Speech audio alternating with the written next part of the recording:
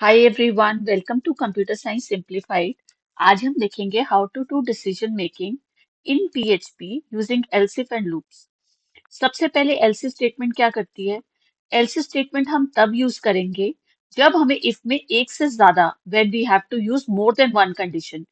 तो अगर हमारे इफ के साथ, जैसे कि हमें पता है हमें कंडीशन देनी पड़ती है, अगर इफ के साथ हमने कंडीशन चेक की, अगर वो ट्रू है तो उसकी इफ ब्लॉक की स्टेटमेंट्स एग्जीक्यूट होंगी।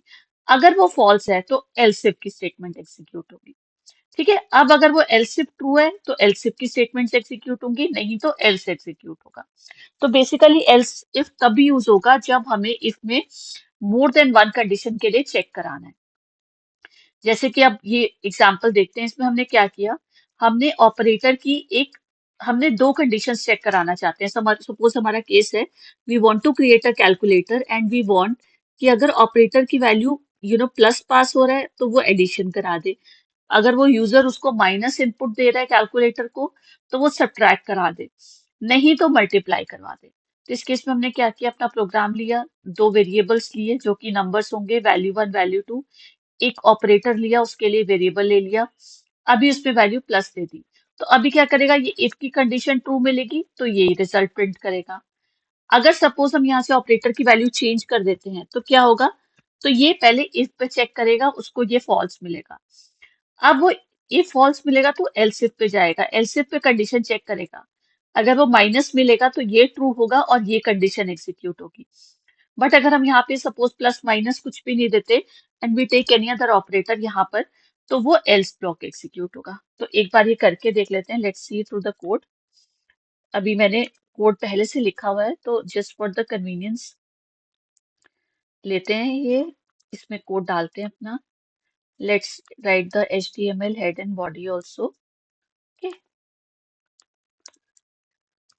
ये हमने लिया।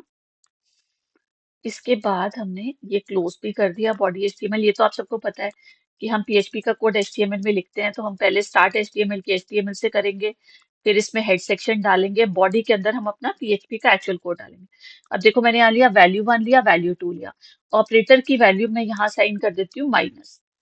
फिर मैं चेक कराती हूँ इफ कंडीशन में, if operator is equal to plus तो एडिशन हो जाए, operator is equal to minus. अब हमने यहाँ पे उसकी वैल्यू पर क्या दिया, माइनस दिया, तो वी वांट कि वो एल्सिफ लूप चले, यहाँ चले और सब्ट्रैक्शन होगी। लेट्स सी कि वो सब्ट्रैक्ट करता है या नहीं करता। और अगर कुछ नहीं होता, इफ भी फॉल्स है एल्सिफ भी फॉल्स है, तो हमारा एल्स ब्लॉक चलेगा। ठीक है, तो लेट्स सी इसमें क्या चलता है, इसको सेव कर देते हैं पहले।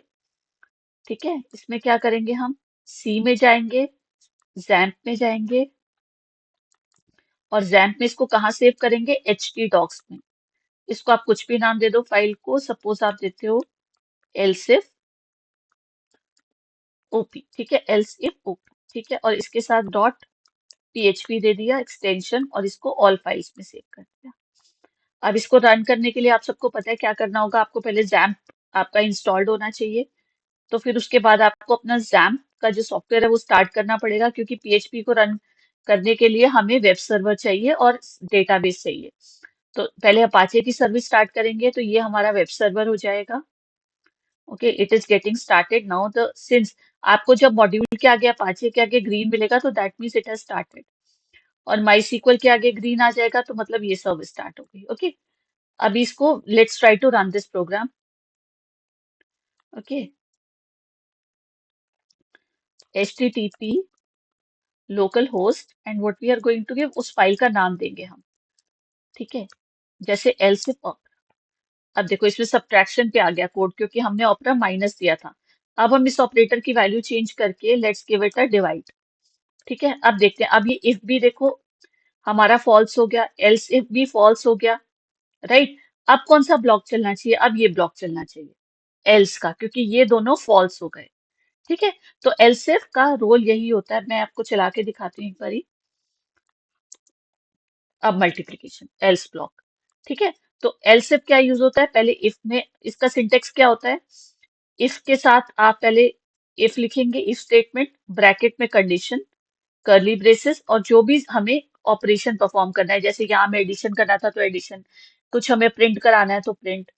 फिर एल्सिफ आएगा, एल्सिफ के साथ ब्रैकेट, कंडीशन और curly braces start, curly braces stop, ये इसका ब्लॉक होगा। उसके बाद एल्स, एल्स के साथ कोई कंडीशन नहीं आएगी, कर्ली ब्रेस आएगा। उसके अंदर आपको जो भी परफॉर्म करना है वो आप लिखेंगे code and you have to close the curly brace. एक और एग्जांपल देख लेते हैं। HTML हेड, ओके, इसमें क्या है, इसमें है हमारा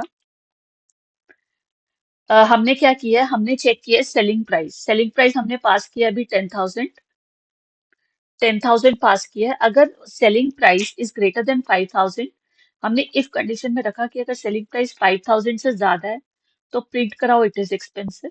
if it is greater than 3,000 तो प्रिंट कराओ अफोर्डेबल है, एल्स इट इज चीप। अभी हमारा सेलिंग प्राइस क्या है, 10,000, तो आइडियली कौन सा ब्लॉक एग्जीक्यूट होगा, ग्रेटर देन 5,000। लेट्स सी ये चलता है तो। इस प्रोग्राम का नाम क्या है, एल्स इफ, ठीक है, तो हम इसका नाम चेंज कर देते हैं, इट इज एक्सपेंसिव। अब आप इसी में वैल्यू चेंज करो। सपोज आप इसकी वैल्यू कर देते हो 4,000, ओके। अब ये क्या होना चाहिए, क्या ये कंडीशन ट्रू होगी if SP is greater than 5,000? No, because now the price is 4,000। इसमें क्या एग्जीक्यूट होगा, सिर्फ एल्स इफ, ये ब्लॉक एग्जीक्यूट होगा और ये प्रिंट होगा। ना इफ का ब्लॉक एग्जीक्यूट होगा, ना एक्सपेंसिव प्रिंट होगा, ना चीप प्रिंट होगा, सिर्फ ये प्रिंट होगा। तो देखते हैं, हमने उसकी वैल्यू चेंज कर दी, इट इज अफोर्डेबल। तो जो हमारे कंडीशनल स्टेटमेंट्स होते हैं, जो हमारे इफ एल्स होते हैं, ये हमारे डिसीजन मेकिंग में और कंडीशनली हेल्प करते हैं हमें कोड को एग्जीक्यूट करने में। ये भी सेम एग्जांपल है, ये आपकी टेक्स्ट बुक से ही है कि अगर कॉस्ट 5,000 है तो expensive, cost is greater than 3,000 affordable, तो ये accordingly based on the conditions print करेगा। Next comes the loops. Loops क्या होते हैं, अगर हमें कोई भी इंस्ट्रक्शन या स्टेटमेंट अपने प्रोग्राम के अंदर रिपीटेडली उसको प्रिंट कराना है या उस पर कुछ ऑपरेशन करना है, कोई स्टेटमेंट को बार बार कुछ एग्जीक्यूट कराना है एक प्रोग्राम में, उसके लिए हमेशा लूप यूज करते हैं। क्योंकि क्या होता है, आपने सपोज लिखा, आपको 5 स्टूडेंट्स का रिजल्ट जो है क्लास में 1 to 40 स्टूडेंट्स का रिजल्ट आपको प्रिंट कराना है। एक तरीका क्या है, आप student one result equal to this, अपना प्रोग्राम कैसे लिखोगे पीएचपी में, student one dollar student one is equal to, जैसे मैं आपको करके दिखाती हूँ। अगर आप पीएचपी में लिखोगे तो आप कैसे लिखोगे, आप यहाँ पे क्या करोगे, you will write dollar, PHP में dollar student one equal to जो भी उसके मार्क्स होंगे, सपोज 80, और फिर इसको प्रिंट कराओगे, राइट। प्रिंट क्या कराओगे, डॉलर स्टूडेंट वन। अब ऐसे करते करते आपको यहाँ पे कितने वेरिएबल्स लेने पड़ेंगे, स्टूडेंट टू के मार्क्स लेने पड़ेंगे, उसका वेरिएबल लेना पड़ेगा, ठीक है, उसको प्रिंट कराना पड़ेगा। तो आपको ये print statement 40 times, variable declaration 40 times करना पड़ेगा ना ये सब। तो इस चीज को अवॉइड करने के लिए हमें प्रोग्रामिंग लैंग्वेजेस में लूप दिए जाते हैं। अब आपको इन स्टेटमेंट्स को मल्टीपल टाइम नहीं लिखना, आपको क्या करना है, आपको लूप यूज करना है, स्टेटमेंट को एक ही बार लिखना है। जैसे आपको 40 बच्चों के या 40 स्टूडेंट्स के रोल नंबर मार्क्स प्रिंट कराने हैं, तो आप क्या करोगे, प्रिंट और एक डॉलर वेरिएबल मार्क्स, और मार्क्स हम लूप में से चेंज कराते जाएंगे, ठीक है। जैसे while लूप क्या करता है, while loop is used to execute a set of statements until the value of the expression is true। मतलब कि while लिखेंगे, लूप कैसे लिखेंगे, while लिखोगे कीवर्ड, स्टार्ट द ब्रैकेट्स, यहाँ पे आप अपनी कंडीशन लिखोगे। जैसे मेरे को सपोज लेट्स से कंडीशन है कि मुझे रोल नंबर 1 to 10 प्रिंट कराना है, ठीक है। तो मैं क्या कहूंगी, यहाँ पे लिखूंगी डॉलर, सपोज रोल नंबर एक वेरिएबल लेती हूँ, इज लेस देन 11, और उसके अंदर क्या स्टेटमेंट लिखूंगी, प्रिंट, ये स्टेटमेंट्स होगी जो हम चेंज करेंगे, प्रिंट डॉलर रोल नंबर। जैसे हम देखते हैं, जैसे मैंने प्रोग्राम लिखा, क्या किया, मैंने इसमें नंबर्स प्रिंट करा रही हूँ 1 to 6। तो आप देखोगे, अगर आपको नॉर्मल ऐसा कोई भी काम करना है, अगर आप ये लूप के अंदर नहीं रखोगे तो आपको क्या करना पड़ेगा, print number one, print number two, manually लिखना पड़ेगा। तो लूप से एडवांटेज क्या होता है, हमें स्टेटमेंट को सिर्फ एक ही बार लिखना पड़ता है, और वो लूप उसको ऑटोमेटिकली बार बार एग्जीक्यूट कराता है जब तक ये कंडीशन ट्रू रहेगी। जैसे ये कंडीशन फॉल्स हो जाएगी, आप लूप के बाहर आ जाओगे, ठीक है। तो लूप हमारी डे टू डे प्रोग्रामिंग में बहुत ज्यादा यूजफुल होते हैं। चलो हम एलसिफ के प्रोग्राम में है, सपोज हम इसको चेंज करते हैं, ठीक है, इसको लूप के लिए लिखते हैं, ये पूरा पार्ट हटा देते हैं, ठीक है। अब देखो, आपको इसमें क्या करना है, वाइल लूप के लिए हम पहले करते हैं। सबसे पहले आपको एक वेरिएबल लेना पड़ेगा, जैसे मैंने यहाँ पे $z लिया। आप यहाँ पे $x, $abc, काउंटर, किसी भी नाम से वेरिएबल डिक्लेयर कर सकते हो। ये हमारा लूप का इनिशियल काउंटर होगा। इनिशियल काउंटर मतलब लूप किस वैल्यू से स्टार्ट करना है। मुझे यहाँ पे 1 से स्टार्ट करना है, तो मैंने $z इक्वल टू 1 कर दिया। आप इसको $z ले सकते हो, $ctr ले सकते हो, कुछ भी नाम दे सकते हो। उसके बाद लिखेंगे वाइल। ये वाइल आपको ऐसे लिखना पड़ेगा, ब्रैकेट देंगे, ये ब्रैकेट देने पड़ेंगे। यहाँ आप अपना कंडीशन डालोगे। अब मैंने लूप वेरिएबल क्या लिया था, 1 से स्टार्ट करना है और मुझे 5 तक नंबर्स प्रिंट करने हैं। तो मैं क्या कहूंगी, $z should be less than 6, ताकि वो 5 तक ट्रू रहे और 6 पे आते ही वो फॉल्स हो जाए। तो मैंने ये कंडीशन ले ली। अब जैसे इफ में करली ब्रेसेस थे, यहाँ भी करली ब्रेसेस आएंगे, करली ब्रेस स्टार्ट, करली ब्रेस एंड। मुझे क्या करना है, प्रिंट कराना है, तो मैं प्रिंट कमांड लिखूंगी, एक ही बार लिखूंगी नंबर और ये। अब देखो $z में ऑटोमेटिकली क्या वैल्यू आ रही है, पहले क्या थी वैल्यू 1, क्योंकि यहाँ पे हमने 1 वैल्यू असाइन की थी। नेक्स्ट लाइन होती है लूप इंक्रीमेंट। लूप इंक्रीमेंट मतलब जो भी आप लूप का वेरिएबल ले रहे हो, यहाँ पे हम क्या ले रहे हैं, $z, उसको आपको इंक्रीमेंट करना पड़ेगा। आप क्यों इंक्रीमेंट करोगे, क्योंकि यहाँ पे आपकी वैल्यू नंबर 1 आ गई, फर्स्ट टाइम चला। अब इंक्रीमेंट होने से क्या हुआ, ये वैल्यू क्या बन गई, अब दूसरी बार फर्स्ट टाइम जब चला क्या बन गई, 2 बन गई। यहाँ पे लूप खत्म हो गया। अब लूप दोबारा आया, इसने देखा $z की वैल्यू अब यहाँ से 2 होके वापस आई। तो इसने चेक किया $z की वैल्यू क्या 6 से कम है, yes this is true because it is 2। Print number 2। अब ये नंबर z जो प्रिंट करेगा ना, ये 1 नहीं करेगा, ये 2 करेगा, क्योंकि हमने लूप के अंदर z की वैल्यू इंक्रीमेंट कर दी है। 2 प्रिंट कर दिया। अब वो नेक्स्ट लाइन पे आएगा, फिर से 2 को इंक्रीमेंट करेगा, $z इंक्रीमेंट, z+1। इस लाइन का मतलब क्या है, $z+1। तो अब z की वैल्यू क्या है, 2 है, तो 2+1 इट विल बिकम 3। 3 बन गई, फिर से लूप चलेगा। अब ये चेक करेगा $z की वैल्यू क्या है, अभी 3 है, 3 इज लेस देन 6, फिर से ट्रू हुआ। फिर अंदर क्या, प्रिंट किया नंबर 3, फिर इंक्रीमेंट किया, 4 बन गया। फिर वापस आया, 4 is less than 6, number print किया 4, प्लस किया बन गया 5, फिर से आया ट्रू हुआ। यहाँ नंबर किया 5 प्रिंट और इंक्रीमेंट करके कर दिया 6। अब जैसे ही वैल्यू 6 हो गई, जब ये फिर से वाइल लूप पे आएगा, ये चेक करेगा और यहाँ पे कंडीशन ट्रू हो जाएगी, because now $z is less than 6। वो कंडीशन अब $z लेस देन 6 है, यस लेस देन 6 है, ठीक है। तो ये प्रिंट करा देगा। लेकिन जैसे यहाँ पे इसकी वैल्यू 7 होगी 6 के बाद, ठीक है, 7 होते ही वो इस लूप से एग्जिट हो जाएगा, ठीक है। वो 7 प्रिंट नहीं कराएगा, वो इस लूप के बाहर आ जाएगा। तो ये देखते हैं। और अगर आपको 5 तक कराना है, ठीक है, एक मिनट, ये अब 6 तक प्रिंट कराएगा। इसको चेंज कर देते हैं, इसका नाम। आप जो भी वैल्यू रखोगे यहाँ, इसको रख देते हैं वाइल, ठीक है, while loop fun dot php, और htdocs में ही सेव करेंगे, ठीक है। इसको चला के देखते हैं। पहले 1 के लिए चलेगा, 2 के लिए चलेगा, 3, 4, 5, 6। यहाँ 6 प्रिंट होगा, यहाँ वैल्यू इंक्रीमेंट हो जाएगी 7। 7 यहाँ पे एनकाउंटर करते ही while z is less than 6, is 7 less than 6, no, exit कर जाएगा।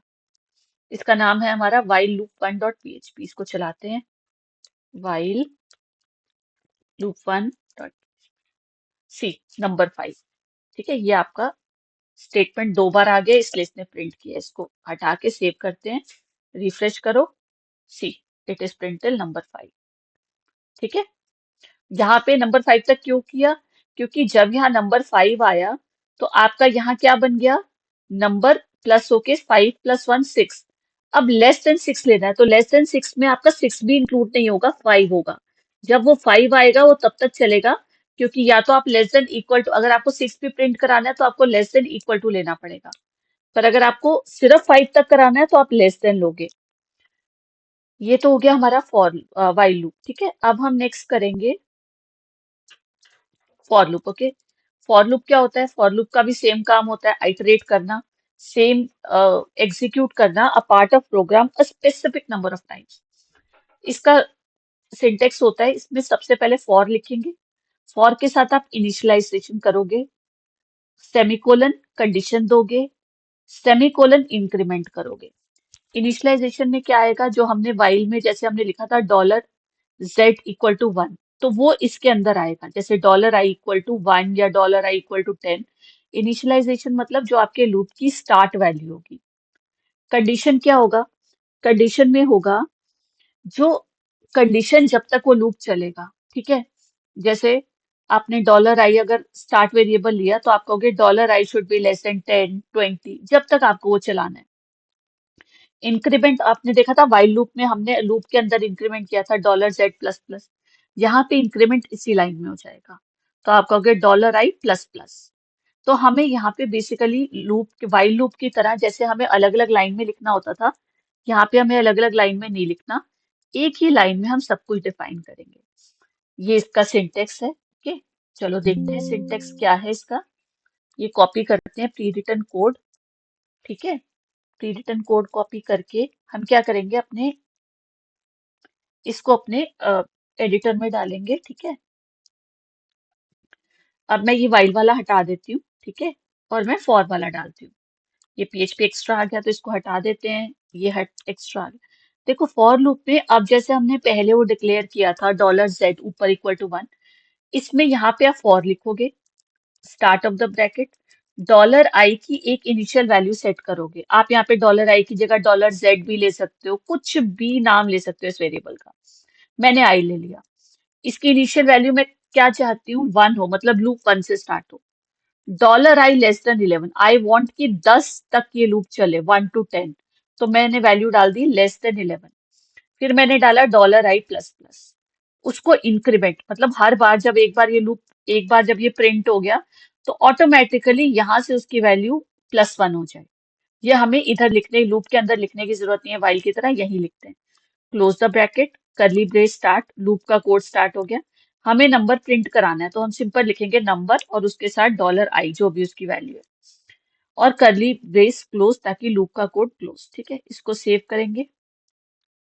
हमने वाइल लूप 1 में इसका कोड लिख दिया फॉर लूप में, तो देख इसको सेव एज कर लेते हैं, ठीक है। इसको सेव एज कर लेते हैं फॉर लूप 1, ठीक है। htdocs में रख दिया। अब इसको चला के देखते हैं। काम दोनों लूप का सेम ही होता है कि रिपीट करना स्टेटमेंट्स को बार बार, पर लिखने का तरीका फॉर का अलग होता है और वाइल का अलग होता है, ठीक है।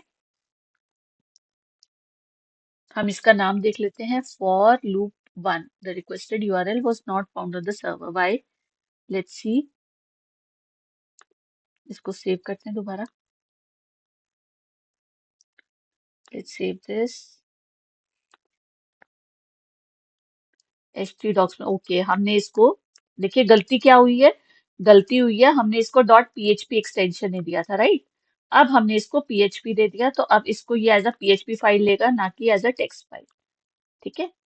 तो फॉर लूप 1.php, देखो अब इसने नंबर कहाँ तक प्रिंट कराया, नंबर 1 2 3 4 5 6 7 8 9 10। तो ये हमारा लूप है। मतलब फॉर हमने लिखा, कीवर्ड डॉलर, सबसे पहले इनिशियल वैल्यू देंगे जो भी उस लूप की होगी, कंडीशन देंगे यहाँ पे सेमीकोलन के बाद, जितना हमें उसको चलाना है, जब तक ये कंडीशन ट्रू होगी तब तक ये लूप चलेगा। जैसे ये कंडीशन फॉल्स हो जाएगी, मतलब जैसी आई की वैल्यू अगर 11 हो गई तो ये चलना बंद हो जाएगा, और साथ में आई की वैल्यू इंक्रीमेंट होती रहेगी, ठीक है। तो ये हमारे लूप्स का पर्पस होता है, ठीक है। हम अपने लूप्स हमेशा, रियल लाइफ में भी हमारे लूप्स बहुत ज्यादा यूज होते हैं। आप जब भी कभी प्रोग्रामिंग करेंगे या किसी भी लैंग्वेज में करेंगे तो लूप्स आपको बहुत हेल्प करते हैं टू राइट द कोड। तो आई होप आपको ये समझ आया होगा। In case you have any doubts you can write down in the comment section. So thank you for watching this.